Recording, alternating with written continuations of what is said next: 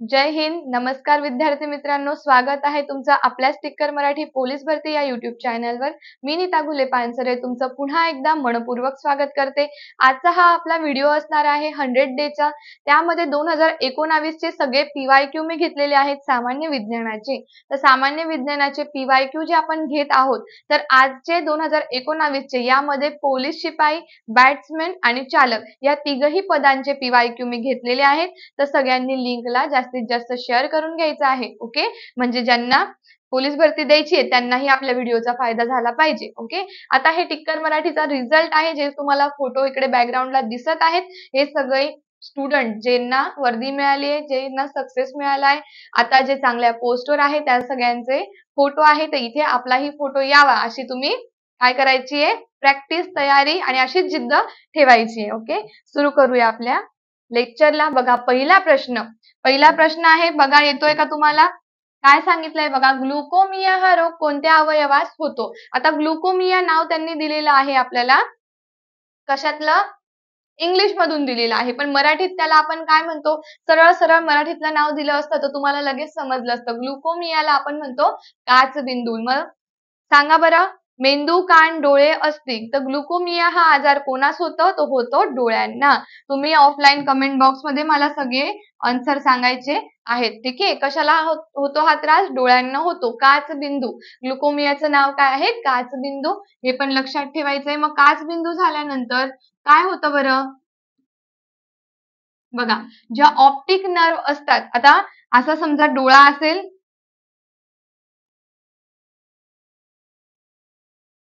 समजून घ्या. आता हा रेटिना असतो आणि इकडे डोळ्यांच्या मागे ह्या नर्व्स असतात. ठीक आहे, या काय करतात, इथून इकडे हा रेटिना असतो. आता डोळ्याचं मी 3D स्ट्रक्चर काढलेलं नाहीये, पण तुम्ही समजून घ्यायचं आहे. ठीक आहे, तर बघा आपल्या डोळ्यामध्ये ही लेन्सेस असते, इथे याला आपण कॉर्निया म्हणतो.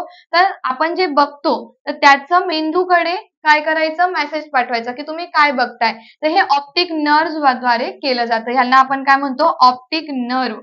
म्हणजे काय, की आपण जे बघतो आहे, आपलं जे व्हिजन आहे त्याचा मेसेज जायचा आणि मेंदूला सांगायचा. ठीक आहे, मग ह्या ऑप्टिक नर्वला नुकसान होतं आणि जेव्हा याला नुकसान होतं त्याला आपण म्हणतो काचबिंदू म्हणजे ग्लुकोमिया. मग कशाचा आजार आहे? डोळ्यांचा आजार आहे. ठीक आहे, जाऊया पुढच्या प्रश्नावर. सगळ्यांनी ह्या व्हिडिओला लाईक करून घ्यायचं आहे आणि लिंकला जास्तीत जास्त शेअर करायचंय. आता रिश्टर स्केल हे खालीलपैकी कशाची तीव्रता मोजण्याचं एकक आहे? बघा 2019 चे सगळे हे PYQ आहेत, त्यामुळे तुम्हाला हे येण्याची शक्यता आहे.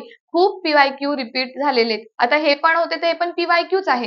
2017 मध्ये हे प्रश्न आले, तेच 2019 ला पण आलेले, म्हणजे आता पुढेही येऊ शकतात. म्हणून आपण PYQ चा अभ्यास करतो आणि याच्याने आपल्याला हे सुद्धा समजतं की पुढे आपण कसला अभ्यास केला पाहिजे, कोणत्या टॉपिकचा अभ्यास केला पाहिजे, कोणत्या टॉपिकला जास्त वेटेज आणि कशातून जास्त प्रश्न विचारले जातात. ठीक आहे, व रिश्टर स्केल हे खालील पैकी कशाची तीव्रता मोजण्याचे एकक आहे? ज्वालामुखी, भूकंप, समुद्र लाटा आणि काय सांगितलंय? भूपट्टी निर्मिती. कशाचं एकक आहे? मग काय वाटतं तुम्हाला? तुम्ही पण आन्सर करायचे आहे, कमेंट बॉक्स मध्ये सांगायचंय. तर रिश्टर स्केल हे जे आहे तर हे भूकंपाची तीव्रता मोजण्याचं काय आहे? एक एकक आहे. काय आहे हे? भूकंपाची तीव्रता. आता भूकंपाची तीव्रता म्हणजे भूकंपाच्या ज्या लहरी आहे त्या किती तीव्र आहे, हे मोजण्याचं काय आहे? हे एक एकक आहे. 1930 मध्ये याचा काय लागला? शोध लागला होता आणि सायंटिस्ट कोण होते? Charles Richter. Charles Richter scientist होते, म्हणून त्याला रिश्टर स्केल हे नाव दिलं जातं. ठीक आहे, समजलं असेल तर पटकन लाईक करून घ्यायचं, व्हिडिओला जास्तीत जास्त शेअर करायचं. जाऊया पुढच्या प्रश्नावर. बघा, डीएनए म्हणजे काय? आता डीएनए म्हणजे ऍसिड सुद्धा आहे. ठीक आहे, डीएनए आपल्या शरीरामध्ये जेनेटिक इन्फॉर्मेशन कॅरी करतो. ठीक आहे, जेनेटिक इन्फॉर्मेशन ठेवतो. ठीक आहे, जेनेटिक इन्फॉर्मेशन कॅरी करतो. मग त्या डीएनए चा फुल फॉर्म काय आहे सांगा बरं? काय येणार आहे? डायऑक्सिरायबोन्यूक्लिक ऍसिड येणार आहे, डिटॉक्सिन्यूक्लिक अल्कलाइन येणार आहे. काय येणार आहे याचा फुल फॉर्म? तुम्हाला सर्वांना माहिती असेल, डीएनए चा फुल फॉर्म आहे डीऑक्सिरायबोन्यूक्लिक ऍसिड. म्हणून मी तुम्हाला म्हटलं डीएनए, आरएनए एक प्रकारचे ऍसिड्स आहेत. आपल्या शरीरामध्ये जनुकीय माहितीचा साठा ठेवतात, स्टोरेज ठेवतात. ठीक आहे, समजलं असेल तर जाऊया पुढच्या प्रश्नावर. बघा पुढचा प्रश्न, रात आंधळेपणा कोणत्या जीवनसत्वाच्या अभावी होतो? जीवनसत्व अ, ब, क, बी, सी. होत नाही लिहिलेला आहे. रात आंधळेपणा कोणत्या जीवनसत्वाच्या अभावी होत नाही? पहिले प्रश्न बघत चला हा, कारण पुढचा प्रश्न इथे होत नाही असं दिलेलं आहे. कधी कधी आपण सुरुवातीचं बघतो, आपल्याला माहिती असेल तर आपण एक्साइटमेंट मध्ये लगेच आन्सर टिक करून पुढे जातो. तसं न करता परीक्षेला बसल्यानंतर एकदम व्यवस्थित चांगलं कॉन्सन्ट्रेट करून सगळे आन्सर, सगळे ऑप्शन, सगळे व्यवस्थित बघायचं आहे. क्वेश्चन बघायचा आहे, ऑप्शन बघायचा, नंतर सगळे आन्सर दिल्यानंतर एकदा आन्सर पण चेक करायचे. ठीक आहे. रातआंधळेपणा कोणत्या जीवनसत्वाच्या अभावी होतो? तर अ जीवनसत्वाच्या अभावी होतो. मग कोणाच्या अभावी होत नाही? ब आणि क, म्हणजे आन्सर येणार आहे बी अँड सी. समजलं? बी जीवनसत्वाच्या अभावी बेरी आणि क जीवनसत्वाच्या अभावी स्कर्वी हा रोग होतो. डी जीवनसत्व इथे दिलेलं नाही, बट डी जीवनसत्वाच्या अभावी मुर्दूस हा रोग होतो. ठीक आहे. चला, समजलं असेल तर जाऊया आपण पुढच्या प्रश्नावर. त्याआधी सगळ्यांनी काय करा, व्हिडिओला जास्तीत जास्त शेअर करायचा आहे आणि व्हिडिओला लाईक पण करा. ठीक आहे. आता बघा, शिपाई, चालक, कारागृह, SRPF, बॅट्समन या सगळ्या भरतींचे नाव याच्यासाठी दिलेलं आहे कारण टिक्कर मराठीचा जो ठोकळा आहे यामध्ये तुम्हाला सर्व 10,000 टॉपिक नुसार प्रश्न उत्तरे मिळणार आहे.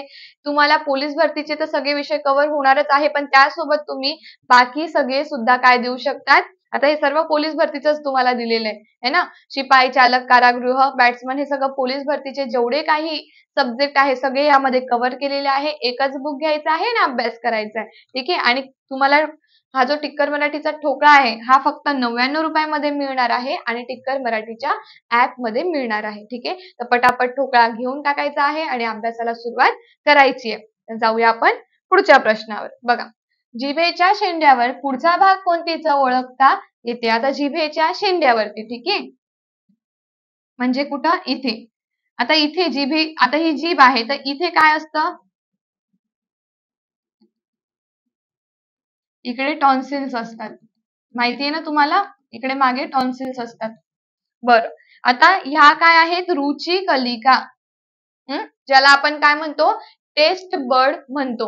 अशा या ज्या रुची कलिका आहे त्या पूर्ण जिभेवरती असतात. मग ह्या भागावर, जिभेच्या शेंड्यावर कोणती चव ओळखतो आपण? गोड चव ओळखतो. कोणती चव ओळखतो? गोड. गोड, कडू, खारट, आंबट, तर गोड चव ओळखतो. बरं, मग मला सांगा, कडू चव आपण कुठे ओळखणार आहोत? इकडे मागे, मागच्या साईडला. तुम्ही कधी म्हणजे तुम्ही घेतलेच असेल मेडिसिन, है ना. लहानपणापासून काही ना काही आजार झाल्यावर आपण मेडिसिन घेतो.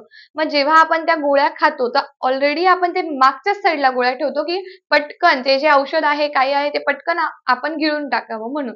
बट ऍक्च्युली तुम्ही जर पुढच्या साईडला ते ठेवून बघितलं तर तुम्हाला ते इतकं कडू लागणार नाही. त्याची टेस्ट कडूच आहे, पण तुम्ही कडूच्याच ठिकाणी ते ठेवतात म्हणून तुम्हाला औषध जास्त कडू लागतं, किंवा एखाद्या टॅबलेट, एखाद्या गोळ्या तुम्हाला जास्त कडू लागतात. तुम्ही पुढच्या भागात ते ठेवून बघा, तर तुम्हाला एवढं ते जाणवणार नाही, कारण तिथे गोड चव आपल्याला पटकन ओळखता येते. ठीक आहे. समजलंय? जाऊया पुढच्या प्रश्नावर.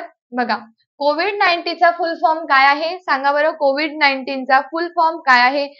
Corona virus disease 2019, corona vector disease 2019, corona bacterial disease, none of above. काय सांगितलंय मग? सांगा पटापट, काय आन्सर येणार आहे आपलं? आपलं आन्सर आहे करोना व्हायरस डिसीज.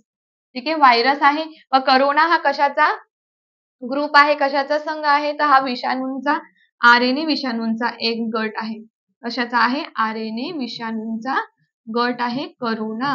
ठीक आहे. आणि त्याला करोना 19 म्हटलंय कारण 2019 मध्ये त्याचा जास्त उपद्रव झालेला होता आणि तेव्हापासून त्याची सुरुवात झालेली आहे. सुरुवात कुठे झाली? चीनच्या वुहान या शहरामध्ये. कधी झाली? डिसेंबर महिन्यामध्ये. ठीक आहे. एंडिंगला, 2019च्या एंडिंगला याची सुरुवात झालेली होती. तर जाऊया पुढच्या प्रश्नावरती. कोविड-19 हा आजार खालीलपैकी कशामुळे होतो? आत्ताच मी तुम्हाला सांगितलं की करोना काय आहे? विषाणू, जीवाणू, बुरशी, अलगी. काय आहे? तर करोना आहे एक प्रकारचा विषाणू, RNA विषाणूंचा गट आहे. काय आहे तो? RNA विषाणूंचा गट आहे. ठीक आहे. समजलंय? समजलं आहे का? तुम्हाला कोणत्या जिल्ह्यातील क्वेश्चन आन्सर हवे आहेत ते तुम्ही ऑफलाईन कमेंट करून मला सांगायचे की मॅडम ह्या जिल्ह्यामधले ह्या सालीचे आम्हाला क्वेश्चन आन्सर हवे आहेत, PYQ हवे आहेत, किंवा आमचा याचा अभ्यास व्हायचा बाकी आहे तर या सब्जेक्टचे आम्हाला हे हवे. ठीक आहे. सामान्य विज्ञानाला तुम्हाला कोणत्या जिल्ह्याचे हवेत ते तुम्ही कमेंटमध्ये मला सांगा. त्या पद्धतीने जो तुम्हाला अभ्यास करायचा, जो तुमचा राहिलाय, ते टॉपिक आपण घेणार आहोत. ओके. चला जाऊ पुढच्या प्रश्नावर. बघा, भारतीय अवकाश संशोधन संस्था, ज्याला आपण इस्रो म्हणतो, ठीक आहे, याचे मुख्यालय कुठे आहे? इस्रो म्हणजे काय? International space research organisation. ठीक आहे. मुंबई, हैदराबाद, नागपूर, बँगलोर कुठे आहे बरं हे? सांगा सांगा पटकन. तुम्हाला पण याचा आन्सर येत असेल, पटकन सांगायचं आहे. बँगलोर. Very good. कुठे आहे? बँगलोर. ओके. जाऊया पुढे. हे लक्षात ठेवा, हे सर्व तुम्हाला आलेले प्रश्न आहे, PYQ आहे.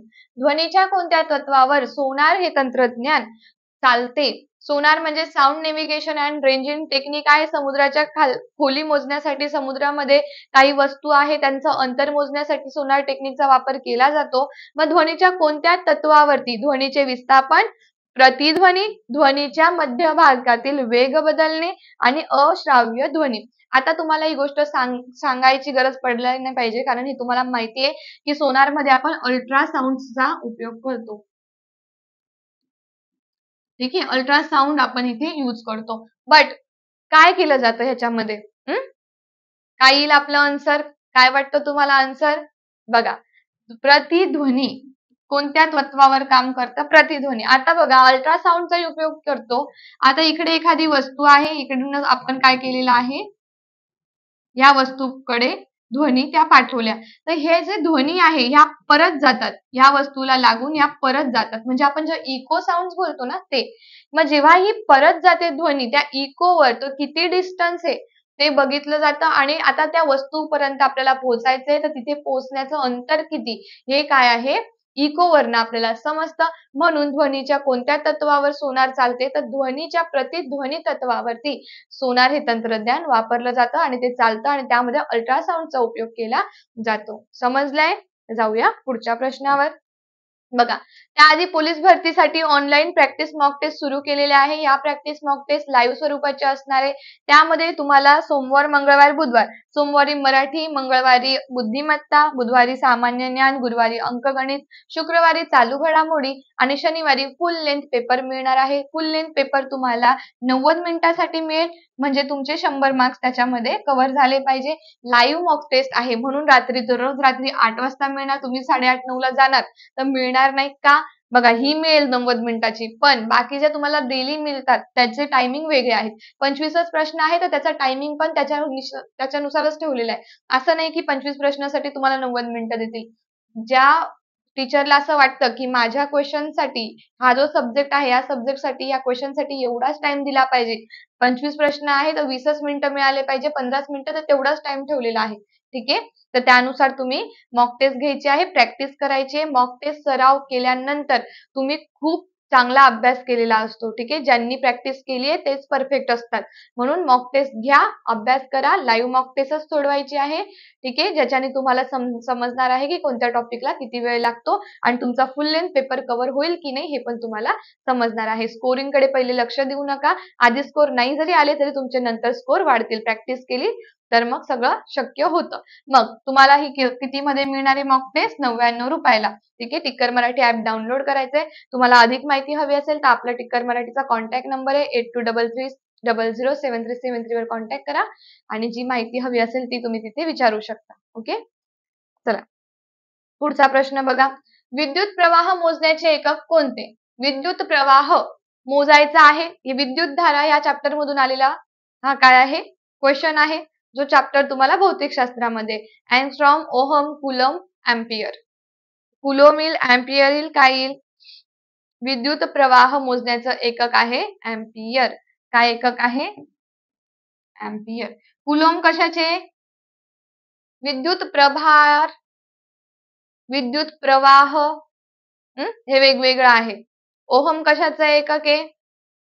ओहम आपण कधी यूज करतो? अँगस्ट्रॉम कशाचं एकक आहे हे तुम्ही मला कमेंट मध्ये सांगायचंय, पण विद्युत प्रवाहाचे एकक अँपियर असतं. ठीक आहे, जाऊया पुढच्या प्रश्नावर. हवेमधील कार्बन डायऑक्साईडचे प्रमाण किती असते? आता हवेमध्ये जो कार्बन डायऑक्साईड आहे त्याचे किती प्रमाण आहे? बघा, 0.03 येणार आहे. ठीक आहे, पर्सेंट 0.3%, 21%, नंतर 0.03 ppm. काय येणार मग? सांगायचंय सर्वांनी आन्सर. कार्बन डायऑक्साईड असतो 0.03%. Very good. ऑक्सिजन किती असतो? 21% आणि नायट्रोजन किती असतो? 78%. लक्षात ठेवायचं आहे. ओके, तर बघा पुढचा प्रश्न. क्षयरोगाचे कारक काय आहे? क्षयरोगाचे कारण काय आहे? विषाणू, जीवाणू, बुरशी, अमिबा. मग क्षयरोगाचा जंतू आहे तो विषाणू आहे का जीवाणू आहे का काय आहे तो? तो एक प्रकारचा जीवाणू आहे, बरोबर. जीवाणूचं नाव काय आहे? मायक्रोबॅक्टेरियम ट्युबरक्युलोसिस. ठीक आहे. मग क्षयरोगाचा जो जंतू आहे तो कोणी शोधून काढला होता? हे तुम्ही ऑफलाईन कमेंट मध्ये मला सांगाल का? मी तुम्हाला सांगू? रॉबर्ट कॉच या शास्त्रज्ञाने क्षयरोगाचा जंतू शोधून काढला, ज्याला आपण टीबी असं म्हणतो. ठीक आहे. चला, 24 मार्च हा काय आहे? क्षयरोग, जागतिक क्षयरोग दिवस हा 24 मार्च आहे. ठीक आहे. लास्ट क्वेश्चन आहे आपला बघा. स्थायूरूप पदार्थाला उष्णता मिळाल्यावर द्रव न होता थेट वायू अवस्थेत रूपांतर होणे या अवस्थेला काय म्हणतात? आता एक स्थायू आहे, ठीक आहे. या स्थायू पदार्थाचा उष्णता मिळाल्यावर द्रव न होता डायरेक्ट वायू होतो. स्थायूतून डायरेक्ट काय होऊन जाणार? वायू. या अवस्थेला काय म्हणतो? बाष्पीभवन, गोठण, संप्लवन, उत्क्ललन. काय म्हटलं जातं याला? पटकन फास्ट सांगायचं आहे. तुम्हाला व्हिडिओ आवडला असेल तर व्हिडिओला लाईक करा. जास्तीत जास्त तुमच्या सगळ्या ग्रुपमध्ये आपल्या व्हिडिओला शेअर करायचं आहे. ठीक आहे. या अवस्थेला आपण म्हणतो संप्लवन. ठीक आहे. काय म्हणतो? संप्लवन. जसं डांबरांच्या गोळींचं संप्लवन होतं स्थायू अवस्थेतून डायरेक्ट वायू अवस्थेमध्ये. जसं कापराचं होतं स्थायू अवस्थेमधून वायूमध्ये, त्याला उष्णता दिली जाते ना. कापराला काय दिली जाते? उष्णता. कापूर जाळतो ना घरात आपण, है ना, त्याला उष्णता मिळाल्यावर द्रव न होता तो वायू होतो. गोठण म्हणजे काय? द्रव रूपातून स्थायू रूपामध्ये यायचं. बाष्पीभवन म्हणजे द्रव रूपामधून तो कशात जाणार आहे? वायूमध्ये जाणार आहे, बरोबर. उत्कलन म्हणजे काय? द्रव रूपामधून उत्कलन होणे म्हणजे पण काय येणार आहे? द्रव रूपामधून कशामध्ये जाणार आहे तो? वाफेच्या स्वरूपात जाणार आहे. ठीक आहे. समजलं आहे? तर सगळ्यांनी पटापट काय करून घ्या, ऍपला डाउनलोड केलं नसेल तर टिक्कर मराठी ऍपला प्ले स्टोअर मध्ये जाऊन डायरेक्ट डाउनलोड करा. तिथे तुम्हाला फ्री ऍप पीडीएफ दिसणार आहे. ठीक आहे. त्याच्यावर तुम्ही क्लिक केलं तर 100 डे चॅलेंज आपण जे घेतो ते सर्व पीडीएफ इथे अवेलेबल आहे. त्या पीडीएफ घ्यायच्या. टेलिग्रामवर आपलं चॅनल आहे, त्याला जॉईन करून घ्यायचं आहे. ओके. जे सेशनला आज नवीन असतील, चॅनलवर नवीन असेल, त्यांनी टिक्कर मराठी पोलीस भरती चॅनलला सबस्क्राईब करून घ्या. व्हिडिओ आवडल्यास लाईक करा, जास्तीत जास्त शेअर करा, चॅनलला सबस्क्राईब करा. भेटूया पुन्हा पुढच्या व्हिडिओला घेऊन. ठीक आहे. चला, bye bye, take care, wish you all the best. जय हिंद.